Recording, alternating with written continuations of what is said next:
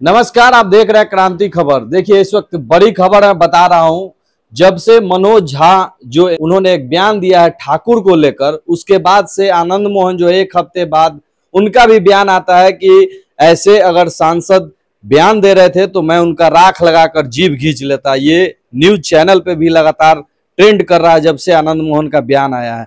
ठाकुर को लेकर सर इस तरह का बयान देना, वो भी आनंद मोहन जो कि पूर्व सांसद भी रह चुके हैं और आपराधिक मामले भी उन पे दर्ज हैं। देखिए, आनंद मोहन तो पुराना गुंडा मवाली है, कोई नई बात थोड़ी है। और ये भी मैं बता दूं दर्शकों को इसी चैनल के माध्यम से कि इस साल की दिवाली आनंद मोहन की तिहाड़ जेल में मनने वाली है। तो जो भी उछल कूद करना आनंद मोहन को कर ले थोड़े समय के लिए। ये पूरा मामला मैं बताता हूं दर्शकों को। मामला ये है कि राष्ट्रीय जनता दल के राज्यसभा सांसद हैं मनोज झा। तो राज्यसभा में भाषण दे रहे थे, तो उन्होंने भाषण के दौरान एक कविता सुनाई, एक कविता पाठ किया। कविता ओम प्रकाश वाल्मीकि की लिखी हुई है, वो दलित साहित्यकार थे। और कविता का भावार्थ ये है, बहुत मार्मिक कविता मैं उसको मानता हूँ। उसमें भावार्थ ये है कि सब कुछ ठाकुर का है, मतलब मिट्टी ठाकुर की है, हल ठाकुर का है, फसल ठाकुर की है। और उस कविता के माध्यम से मतलब जो हमारा सामंती समाज है, मेहनत सर किसान का है। हाँ, मेहनत तो किसान का ही है, पसीना किसान का है, लेकिन बाकी सब कुछ ठाकुर का है। तो उसमें हमारे सामंती समाज पर मतलब कटाक्ष किया गया है। उस कविता में कुछ खराबी नहीं है। और कविता के अंत में मनोज झा ने यह भी कह दिया था, मैंने वीडियो देखा था, कि मेरे अंदर भी एक ठाकुर है, सदन में बहुत लोग बैठे हुए उनके अंदर भी ठाकुर है। मतलब कहने का ये मतलब कि मनोज झा ने किसी भी जाति पर कोई टिप्पणी नहीं की थी। और जो एक सामंती सोच हमारे यहाँ है, एक जो सामंती सोच है, सामंती विचारधारा है, जो शोषण पर आधारित विचारधारा है, उस पर उन्होंने हमला किया था। अब ये आनंद मोहन, मैं क्या कहूँ, ये तो सजा याफ्ता खूनी है, सब जानते हैं, पूरी दुनिया जानती है। इसने गोपालगंज के डीएम का खून कर दिया था, बिहार के खूंखार अपराधियों में गिनती होती है। आनंद मोहन को तो लोग आतंक मोहन कहते हैं। अब आनंद मोहन को एक अपनी नेतागिरी चमकाने का एक मतलब मुद्दा मिल गया, जबरदस्ती उसने मुद्दा बना लिया। आप देखिए, फिर गुंडों की भाषा करा, उसकी जीभ खींच लेंगे, ये कर देंगे, वो कर देंगे, क्या मजाक है। इसकी पीछे की कहानी भी मैं दर्शकों को बताता हूँ। कहानी ये है कि 5-6 रोज पहले आनंद मोहन अपनी वाइफ के साथ गया था लालू यादव से मिलने, 10 सर्कुलर रोड पर जो आवास है। और आनंद मोहन गाड़ी में बैठा हुआ था, लेकिन संतरियों ने दरवाजा खोला ही नहीं। ये बोलता रह गया कि मैं आनंद मोहन हूँ, आनंद मोहन हूँ, लेकिन संतरियों ने दरवाजा नहीं खोला। इसको वहां से बेरंग वापस होना पड़ा। और मतलब गलियारों में ये चर्चा है, राजनीति के गलियारों में, कि आनंद मोहन अपने परिवार के लिए लोकसभा की 2 सीटें चाहता है, शिवहर और वैशाली, शायद यही 2 सीटें चाहता है। और लालू इसको ये 2 सीटें देने के लिए तैयार नहीं है। तो आनंद मोहन को कहीं ना कहीं लालू यादव से खुन्नस है। तो अब लालू यादव पर शायद खुन्नस निकालने की शायद हिम्मत नहीं है। तो चूंकि मनोज झा की जो छवि है वो लालू और तेजस्वी के करीबी की छवि है, कि करीबी है, तो इसलिए चलिए मनोज झा के पीछे ही पड़ गया है। अब कहते हैं ना, कहीं पे निगाहें कहीं पे निशाना, वही वाली बात है कि निगाहें हैं मनोज झा पर, लेकिन निशाना है लालू यादव पर।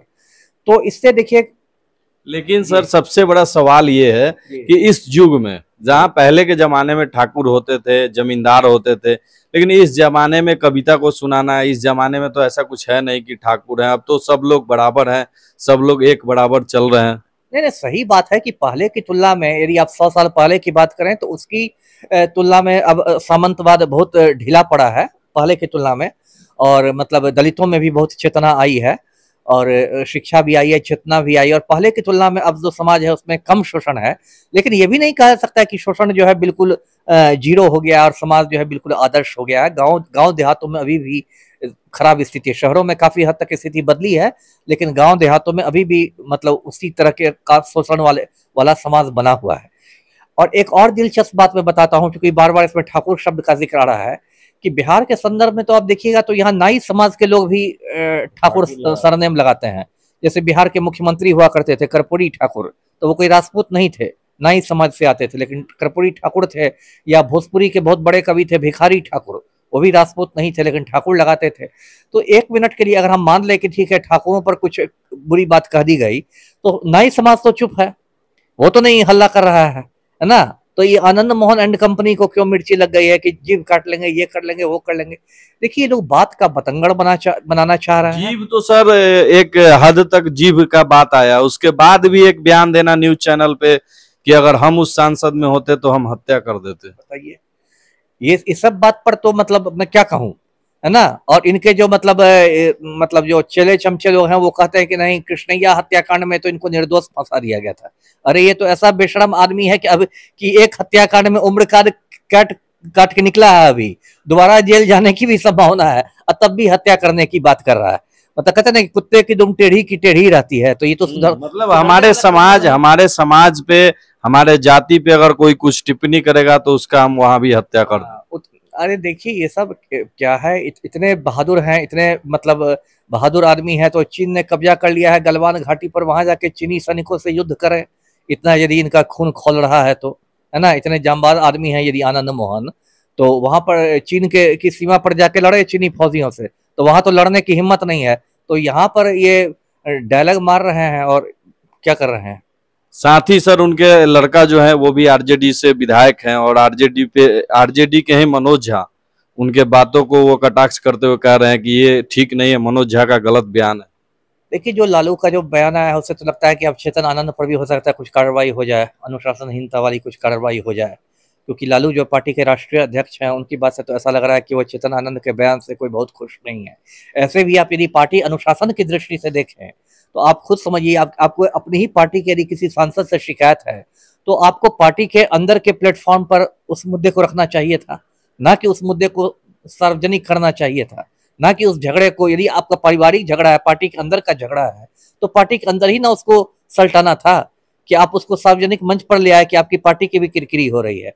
तो मुझे तो ऐसा लगता है कि हो सकता है चेतन आनंद पर अनुशासनहीनता की कार्रवाई करे जो राजद का आला कमान है वो। जी तो आनंद मोहन पे भी चेतन आनंद पे भी कार्रवाई हो सकती है पार्टी की तरफ से, जैसा सर बता रहे हैं। हमारे साथ पूर्व आईपीएस अमिताभ दास जी थे। बाकी आप लोग क्या सोचते हैं इस वीडियो के माध्यम से कमेंट में जरूर बताइएगा, और वीडियो को ज्यादा से ज्यादा शेयर कीजिएगा। जय हिंद, जय बिहार।